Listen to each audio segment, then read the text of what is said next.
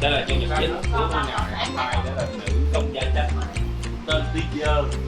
Còn đây là tên dơ nha. là đang quay. Cái vậy kitchen helper. Đây là tay.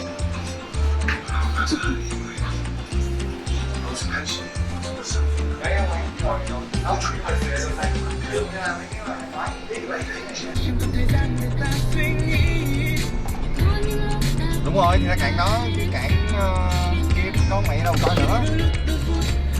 Cạn này đẹp hơn.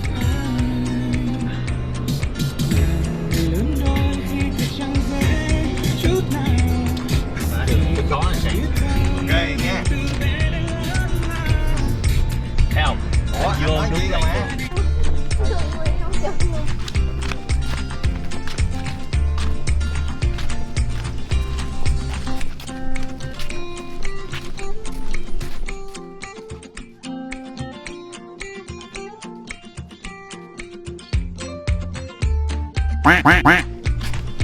Kevin.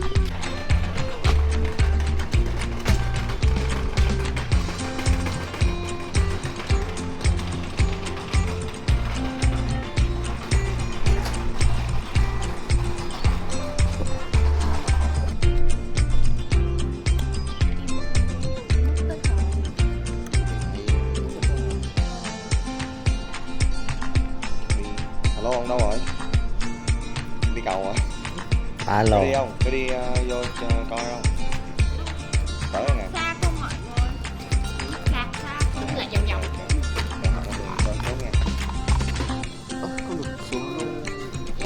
Có. Bây giờ anh em có một cái option như thế này. Một là nó chở mình đi như kiểu đi tour ấy á. đi bộ, Đi bộ được. đi dạo hết cả một cái khu. Đi xe. Em cũng thích đi xe. Em cũng thích đi xe à. Rồi đi bộ mờ lắm. Xe hả?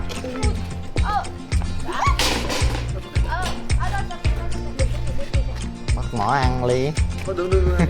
Bao nhiêu ký protein trong đó. Trời ơi, bắt lẻ máu. Quang quay phim không kìa? Chào Hề đi anh. Làm cho hỏi coi.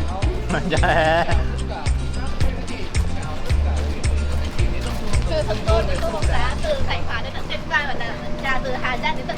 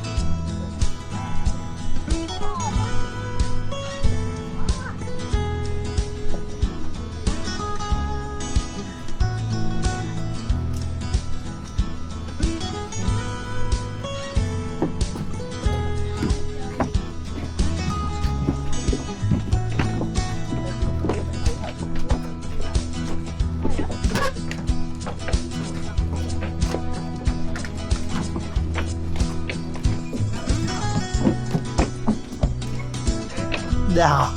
Má, cảnh này chụp hình thôi á. Đấy.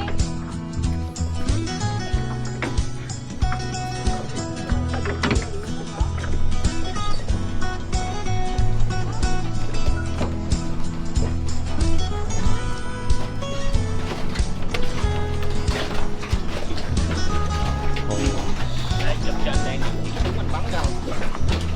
À. Chụp anh lấy lá cờ của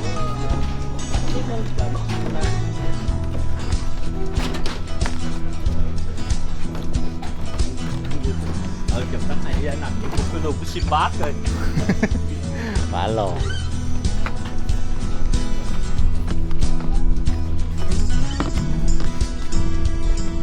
Yeah. Đá thì biết chưa? Ở đâu?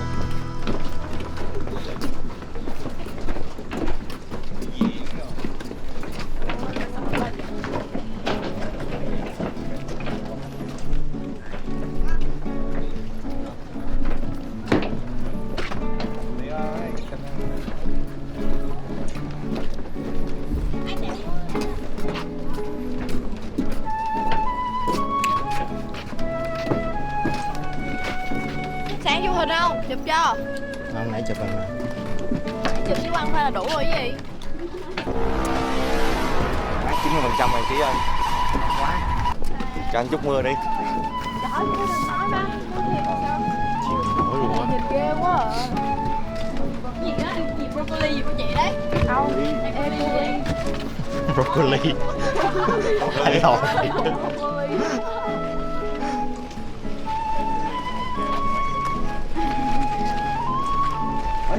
Mình nấu mũi rồi, mình vô mình nốt marshmallow đi ra.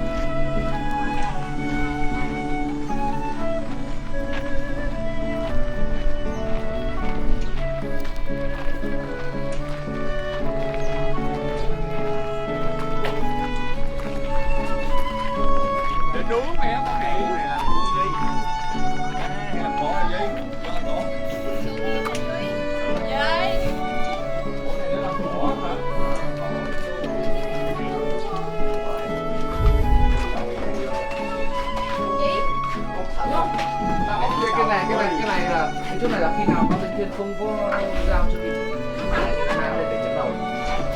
Ôi, thì ghê quá vậy. Ôi, này là sườn gỗ. Ghê vậy. Còn má thở không đều luôn á.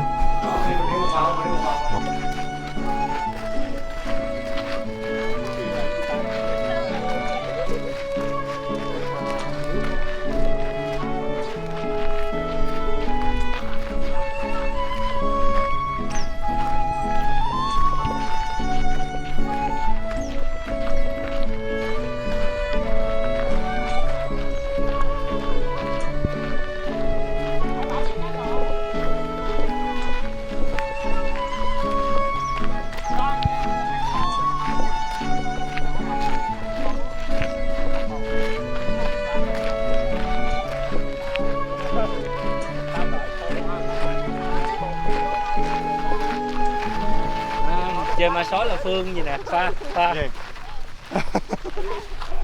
Phương ma sói là gì nè. Sao anh biết vậy? Ở trên lầu của anh sợ cái gác xếp mà Anh ngủ ở đâu? ngủ từ cái sang với ngủ dài Coi chừng đó. Trả lời cho tối không ba. Kiểu anh biết ma quỷ nó sợ thì nó hơi kiểu đâu. Lò má. Tôi ghi vô camera nãy giờ nha, độ má. Nó lò sợ lò. Ủa em ghi vô camera nãy giờ hả? Ủa? Ê là tao nói xàm này. Em ơi, anh nói là đi trap vậy chặt cổ anh đó nha. Độ má. Búp lịch. Cắt ngay á. Cắt ngay xuống đó mà. Chào mừng. Tao không thấy mày để luôn á. Ê mày tới đây là mày làm ô ế cái lãnh điện luôn á.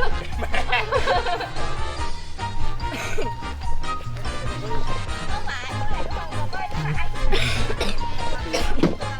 Kệ chứ. Đi vô. Dạ. Duy ai không chơi không? Chơi không? Biết ai biết chơi không? Chơi nào. Vô. Vô. À, đen đi trước hả? Ủa, đi trước rồi. Đen trước kìa. Chơi luôn hả?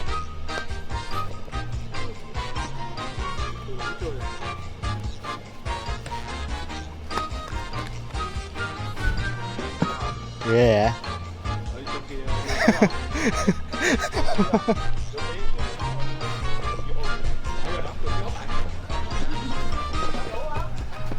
Không có người ta nữa, không đóng mình như vậy.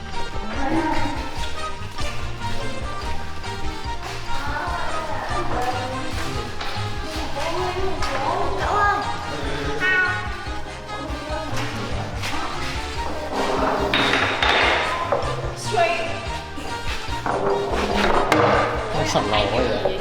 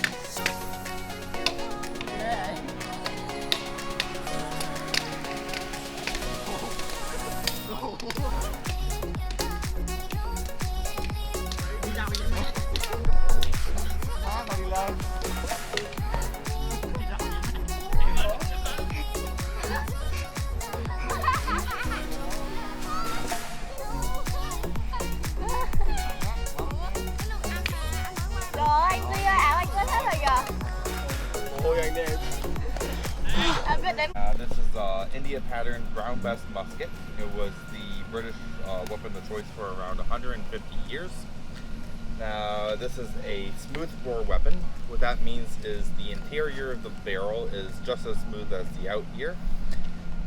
Rifles were in use during this time period. That's where there's grooves drilled into the interior of the barrel, puts a spin on the bullet, so kind of like a football, how it spins through the air. And even though those are much better weapons, very expensive to make them. The Industrial Revolution is still not at its height, so they're not mass manufacturing them. So this remained the weapon of choice for about 150 years. It was simple to make, simple to train people how to use them. And so whereas a rifle, you could get a shot at about, reach a target at about 200 to 250 yards. This weapon was only accurate at about 50 yards to 80 yards. So not nearly as good as a rifle, but as I stated, simple to teach someone how to use it, simple to mass produce, so it was the weapon of choice. Now it consists of 3 parts. You have the stock, lock, and barrel. And this is a flintlock weapon, which means in the hammock here I have a small piece of flint. When I pull the trigger, it will create some sparks. So we'll strike this piece here known as the prison, which pops out as I hit it. It will create a bunch of sparks which will land in the pan here where I will pour some gunpowder. And when that gunpowder ignites, it will the explosion will go through a tiny little touch hole in the barrel where the rest of the gunpowder and the bullet would be, thus firing your round. Now, to be in the British military, you have to be a minimum of height of 5'7", to be able to do all the different motions fluidly and put the bullet down in that. Besides your height requirement, you also have to have 2 teeth, one on top and one on bottom. Because when you have your cartridge, the very paper cartridge with gunpowder, usually there's a bullet down at the bottom. You have to rip that piece of paper off so you can pour the gunpowder in. So if you have no teeth, you could sit there gumming at it for a while, but it's going to take a really long time. I lost the upper one. Yeah, oh yeah. Sorry.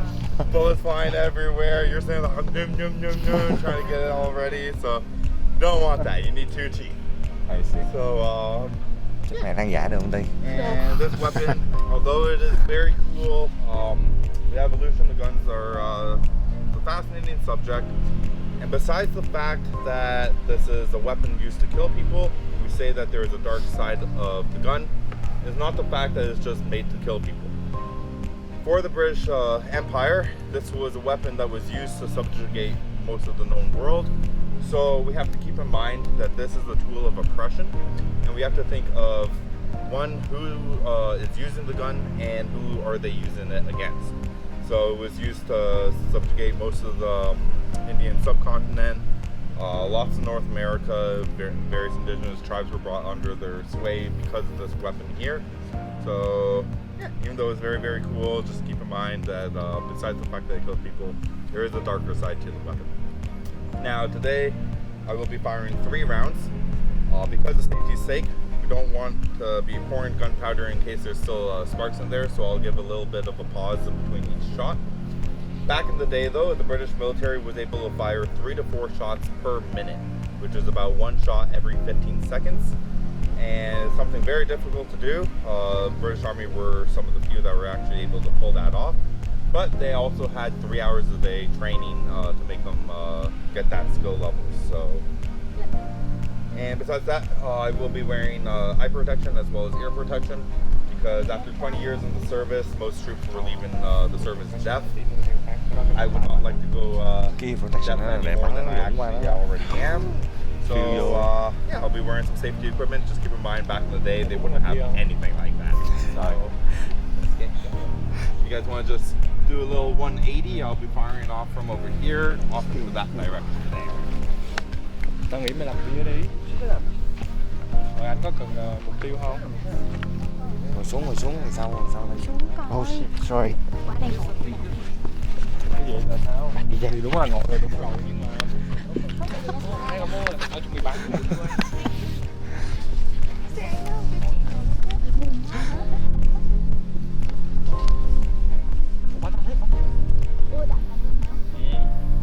Ở mắng thì quay vào.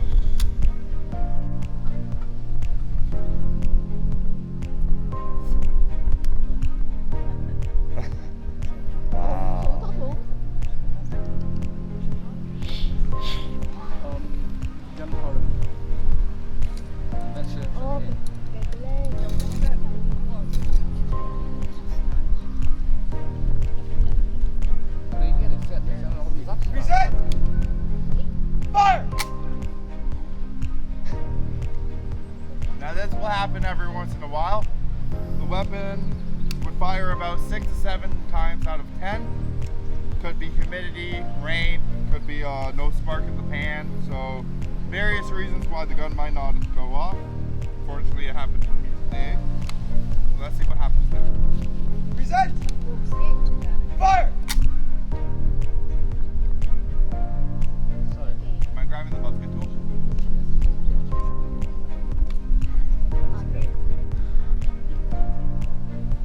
Do you need like stimulated voice, like boom or something?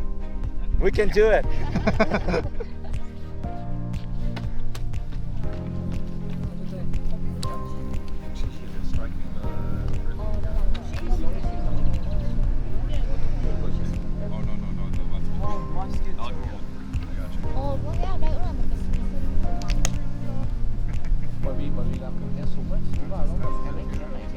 Con mẹ nhanh lên nào, hết máy rồi, nóng máy quá rồi nè. Tắt đi, chưa ấy mà. Để quay luôn.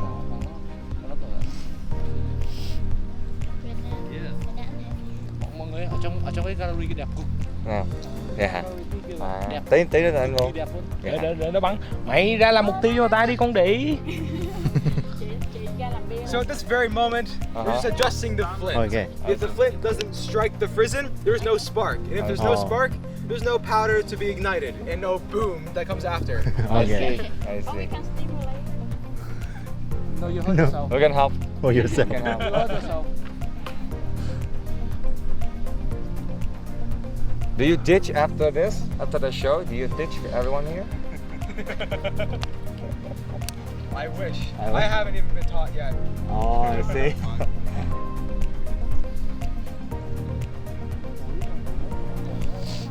Anh muốn cảnh của mọi người.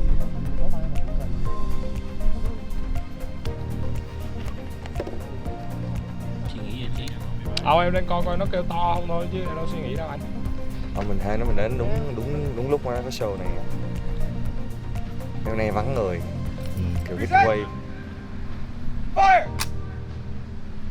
It's okay. It's okay. It's okay. One more time. It's a bad though. Is there any spark? Reset! Fire! You want to just switch the whole flint out? Yeah. We'll change the flint. Bear with us for 1 second here. Okay. Keep in mind, First, this is realistic. If it's obviously very rainy, your muskets are not going to have much chance of firing at all.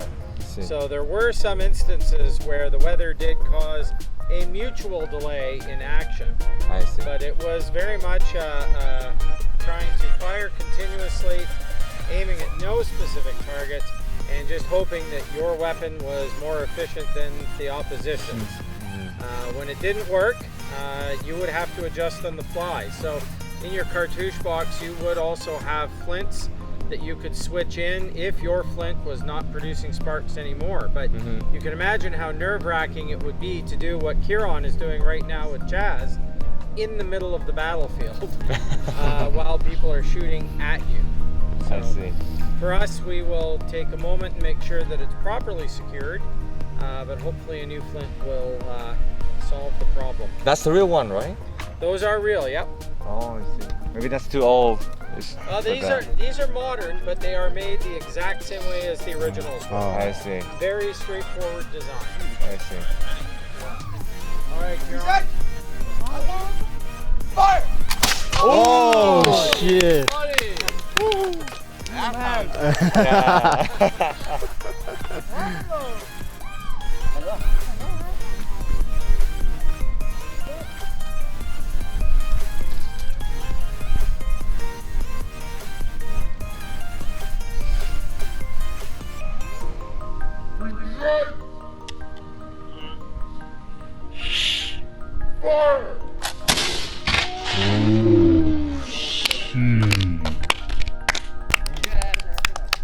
Nice. Time? Could be, yeah. Because I can see like the heat Oh, carrier yeah. from it. Yeah. That's why we give a little pause after every firing, just because in case there's still some sparks in there and that.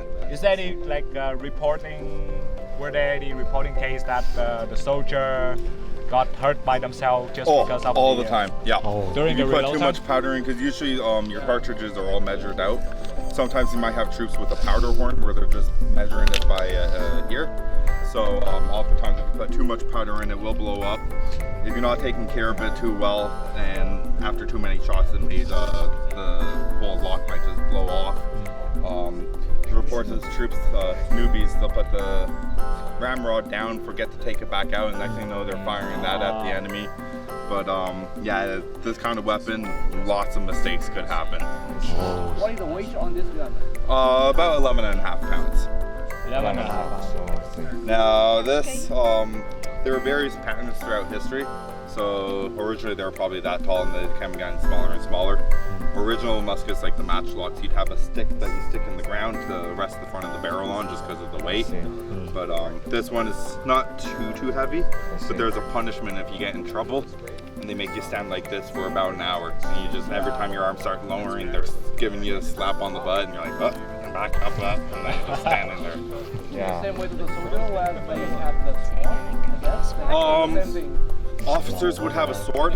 The other weapon that they would have for this is a bayonet. Yeah, spears also.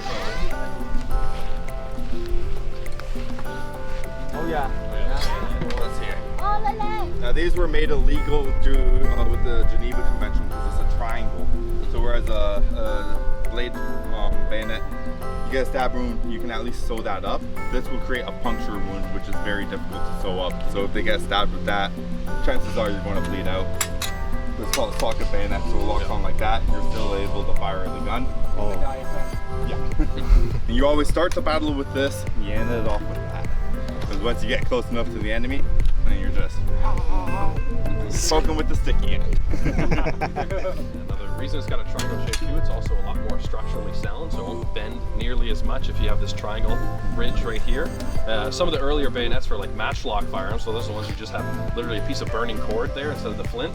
You would actually put the bayonet in the barrel itself. It's called a plug bayonet. You can put it that way. So they kind of stopped doing that because it's a lot better to be able to shoot and also stab. So. And if you don't got a bayonet, nice little club. Now sometimes you don't have the time to put the bayonet on and somebody gets close, so that's the one way they would do it. And do you have any proper way to hold the gun, like to your shoulder, to make it safer for you while you use it? So when you use it, this is your handle here. Yeah. You just put it up into your shoulder so there. Yeah, it goes right into the shoulder like a normal weapon, like a normal gun of today's period. Now the way they would fire the matchlock weapons, they would actually fire it a little bit above the shoulder. Since they had not that much recoil and they were quite heavy, they would use the shoulder to support some of the weight. That's but why they do that. yeah, exactly. That's why. So they have it up on the shoulder a little bit. That's a weird question. Can you really do this kind of flying? Oh yeah, you could. Yeah, for sure. I know a few reenactors who they'll actually try to use it for hunting and that. May not be super accurate, but you could definitely try. Yeah, there are seasons where you can actually hunt with black powder firearms specifically. In Europe, it's a lot more popular. How far can this gun?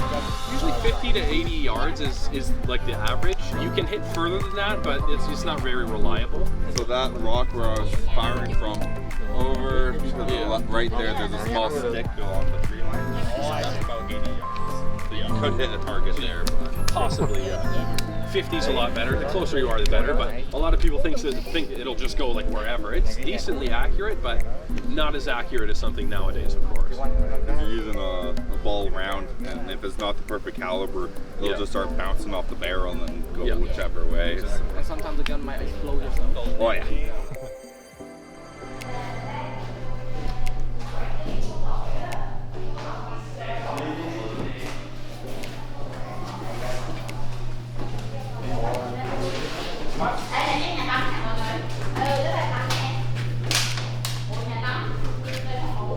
Wow. Thì đeo xưa chơi đỉ ở đây. Mát như nào rồi sao mà ngủ mát lại trong nhà tắm. Rồi giờ cái nó khóa tại con khóa để. Ta. May nó mát quá vậy. Sao giống BDSM vậy? Cái gì vậy ba? Có chỗ ỉa nè vậy. Hình như vậy á. Hay rửa chân, hay rửa mặt. Đeo biết nữa, rửa má. Ghế tình yêu á hả? Chị Phương lên lập nhé. Xin kêu. Sáng lên làm một nháy với anh Khoa. Đi anh ơi. Đi ra làm nháy. Khoa, anh Khoa ghế tình yêu kìa lên làm một nháy say nháy. Nằm xuống nào.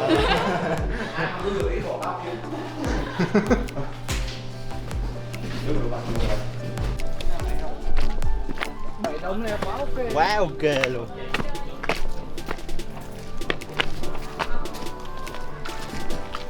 Cảm ơn anh. I need to. Để ai? 200 năm trước. Em rồi đấy. Wow.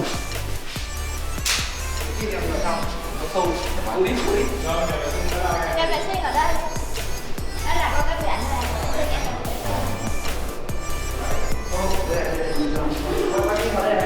Thôi em uống nước luôn.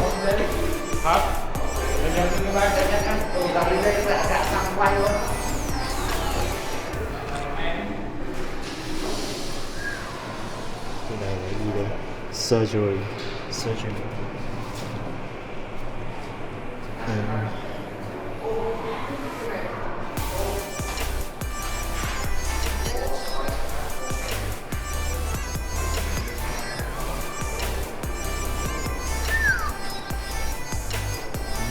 Giống mấy dĩa Trung Quốc đó hả?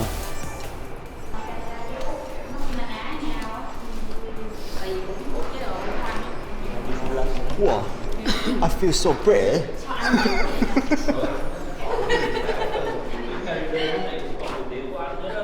Này là Virgin, tại vì sau chiến tranh thế giới thứ hai bị trạng thái như vậy. Mọi người có biết giày này mặc xuống như vậy luôn không? không, India nó không xuống người Tây, hàng này India người da đỏ nè. Người da đỏ. Hồi nãy cái súng là tấm hàng vậy.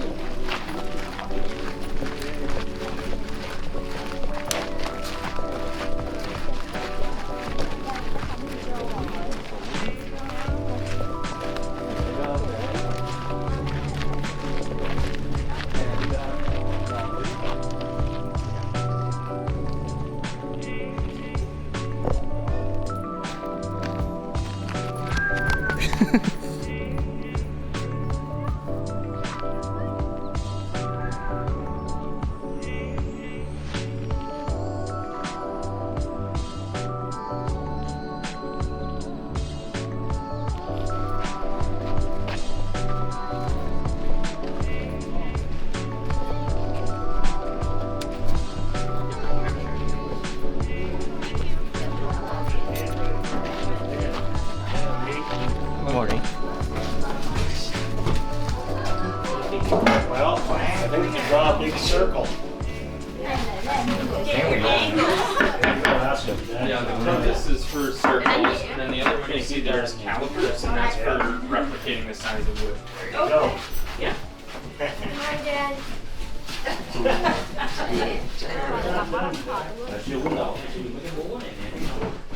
Do you folks have any questions about anything in here?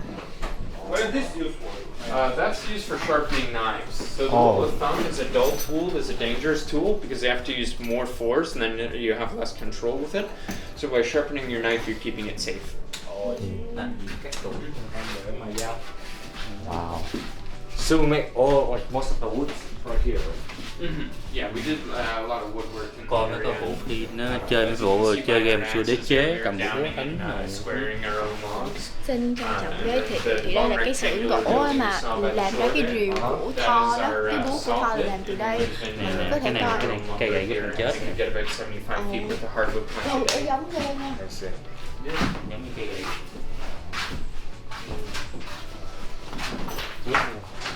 Thank you. No problem. Can I touch this? Those are all historic ones. Let Oh. me see if I've got. I might have gloves in here. Oh. If not, that'll be a no. So, Yeah, it doesn't feel like I got them on me. Sorry, sir. do you still do any wooden work during the winter time? Yeah, we still get down to work. So one of my colleagues is making spoons there. We do other things like cabinetry and all that. Yeah. But I don't see any heating system in here.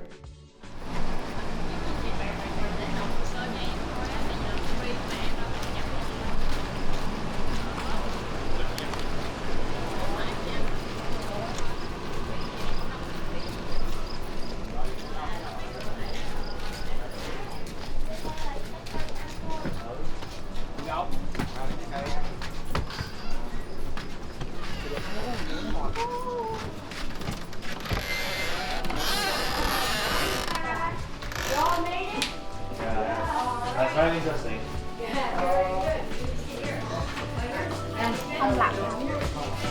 Đấy, vô tình mãi.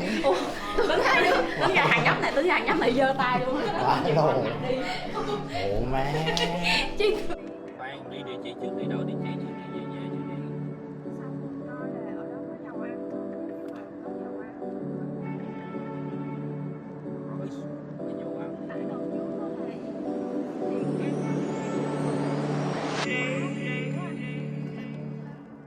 Bảo hổm anh đi